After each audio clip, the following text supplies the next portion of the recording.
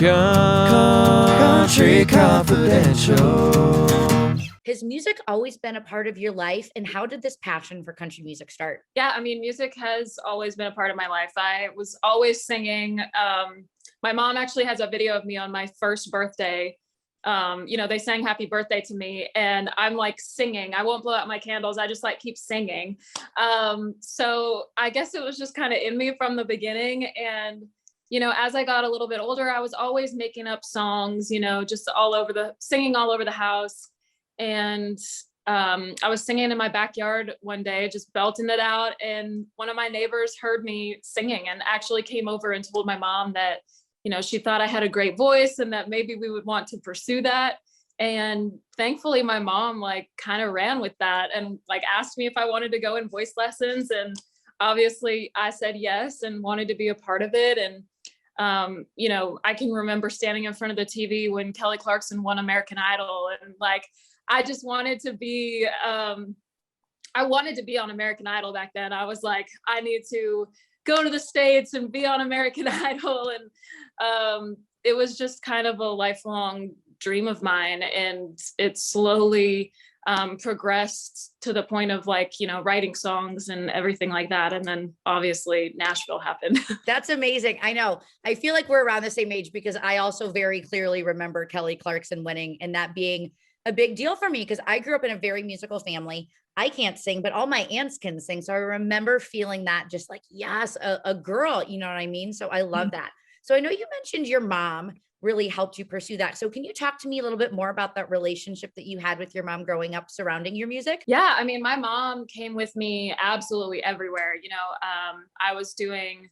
I honestly don't know how she did it because I have 3 siblings and we were all in everything. So my mom, my dad would be taking my brother to hockey games and my sister danced. My mom drove her to dance like an hour away, like 3 or 4 times a week.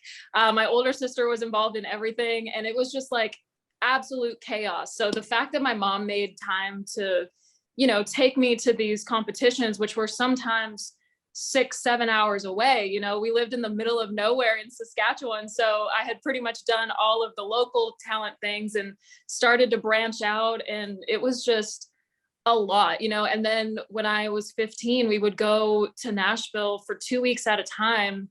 I was actually doing some of my schooling like online, like Skyping into some of the classes because it was such a crazy like traveling schedule for a 15-year-old. And my mom was there with me the entire time. She's been on every single trip to Nashville with me until I moved here. She moved me into my apartment when I was 21 and stayed for about 2 weeks and then flew home. And now she just gets to come for like the awesome, fun, like celebrations. She doesn't have to be like a momager anymore, which I think she's enjoying. She doesn't have to deal with anything. And I think she's loving that as much as she loved like really being super involved in it. I think she's enjoying being able to like sit back and just enjoy all the fun parts. I love that. The momager. That cracks me up. My sister's in musical theater and that was my mom for my sister. So I love that. So talk to me about some of your biggest female influences when it comes to your music. I grew up listening to a lot of the 90s female country artists. Like the Chicks were kind of it for me. Like that was like, I sang along with Natalie. A lot of people can like hear a little bit of her in my voice because I literally learned to sing listening to her. And then obviously like Shania, I kind of looked at her career. She is originally from Canada, but came down to the States and really got things going in the States first. And that's kind of something that I modeled my career after, just knowing how hard it is to be in Canada and to break out from Canada into the US. A lot of Canadian artists are in Nashville now, working on their music here and hoping to expand. So I modeled my career after Shania, and then Faith Hill, Martina McBride, just all of those powerhouse females in the 90s. I feel like we're kind of getting that like resurgence of that type of music right now. And it's really exciting because it's a lot of people my age that grew up listening to that. And now it's like blowing up again.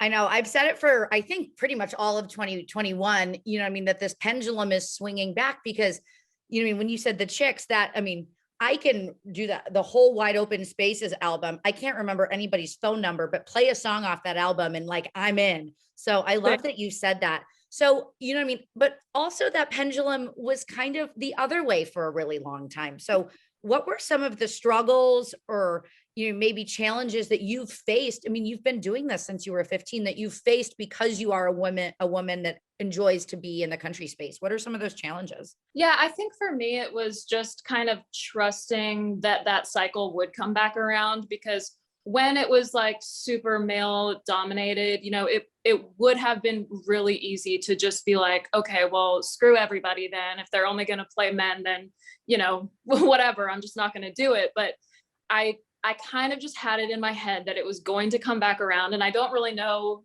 if somebody told me that or like what that conversation was or how that, you know, came to be in my head. But I just was like, I'm just going to stick to doing what I do, because I know I could chase, you know, some of that broke country stuff and try to make my music more like that. But at the end of the day, it's not going to be who I am. So if fans are following me for that, well, then when I actually go back to who I really am, they're going to be confused, or they're not going to be fans anymore, or all of that. So I really just thank God that I kind of just stuck to what I was doing. And now it really is coming around. I mean, the songs that I'm singing now are the same type of songs that I was singing 5-6 years ago. So it really you just got to wait for that time to come through. I love it. So for me, I feel like growing up on people like you mentioned, you mean the Chicks, Faith Hill, Martina McBride, LeAnn Rimes, all of those big names for me, I feel like they were able to give a really important direction or you mean inspiration to young women. So why do you feel like it's important for women to have a voice in country music? Women go through so many things, you know, we go through so many emotions, and just having somebody else, you know, besides our parents or besides our friends, that we're like, oh, that other person has gone through the same thing as me, you know, like it's crazy to me that anybody would break up with Taylor Swift, but she's been through a breakup, you know? So you can sit there and kind of be like, okay, I'm not alone.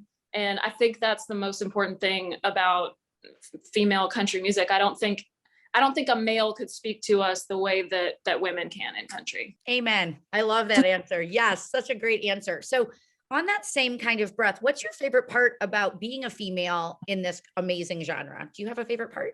I mean, I just love getting to connect with the fans. Like, I literally feel like they're my friends. You know, I talked to them more over the last year and a half with, you know, the pandemic and everything. My only way of communicating with them was over the screen, and they were there. Like, we were all just going through the same thing at the same time. And I think that was like a really great bonding experience. And, you know, I love every part of being an artist. The travel, even though sometimes it's like insane, I love it. I love getting to play dress up. You know, I love getting to sing and be in front of people and meet people, get to hug them and all of that stuff. I mean, there's really not a part of this industry that I don't love. It's just so great. Obviously there's highs and lows and there's things that happen, but as far as just being a female in country music, I just love every minute of it. And I love to connect with people and share my story, because I know everybody's kind of going through the same thing.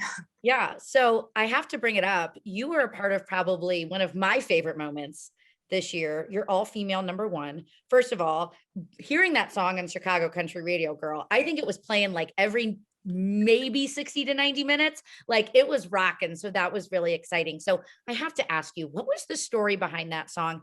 And then walk me through, you know, you and your friends finding out that you did it. You have this #1, all female songwriting, producing, and then yourself singing. So kind of tell me that story. Writing the song was honestly just like any other song.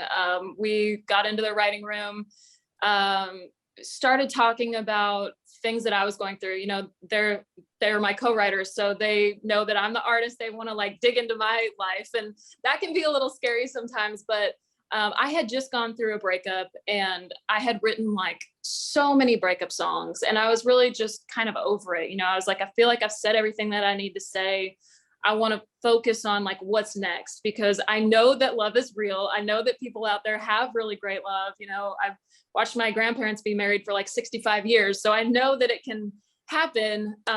So I just wanted to write a song, like a hopeful song about looking for love. And if you're in a great relationship, just keeping that going. So it's it talks about all of the, ways that people meet each other and the ways that it falls apart and all of those things. But at the end of the day, you just want that really great love that fights to be together, that, stays fiery and all of that. So we just wrote it about that. And a few months later, actually, after writing it, I ended up meeting somebody. So I feel like I kind of manifested that with the song. It was really cool. And, those two women, Alex Klein and Allison Veltz Cruz, they both are so talented in their own way. And, Alex is just an incredible producer who really just hadn't had her shot yet. She had done some incredible work, and it really only takes one song to change all that. And so she worked really hard on the song. Allison is like the melodic queen. And when we get together and write, it's a lot of girl talk, but it always leads to a song because it's kind of like the real things that we're going through.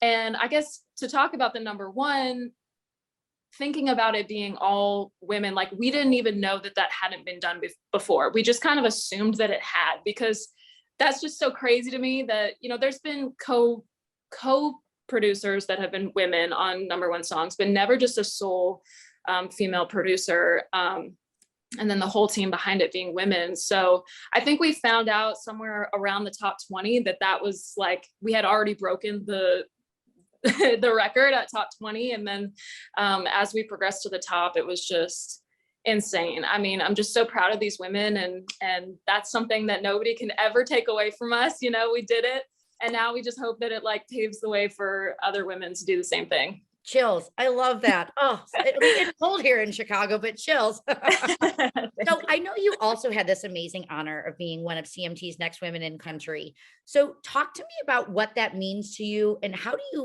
does it make you feel to be recognized as kind of a path maker in this movement? Well, I grew up watching CMT, and the women over the last few years that they've been honoring and bringing into the CMT Next Women of Country, have gone on to do incredible things. Pretty much every female artist that's at the top of the charts now was a part of that at one point. So it feels really special to be a part of that and to be a part of that group of women. We didn't get to do a lot together because of the pandemic. A lot of it was over Zoom and everything, but I still feel like, I've got that community of women, and we want to champion each other, so it's so great to know that I have that. I love that. So what's next for you? Well, I just released a new album, Girl to Girl. So I'm going to be out on the road a lot, sharing that music with everybody.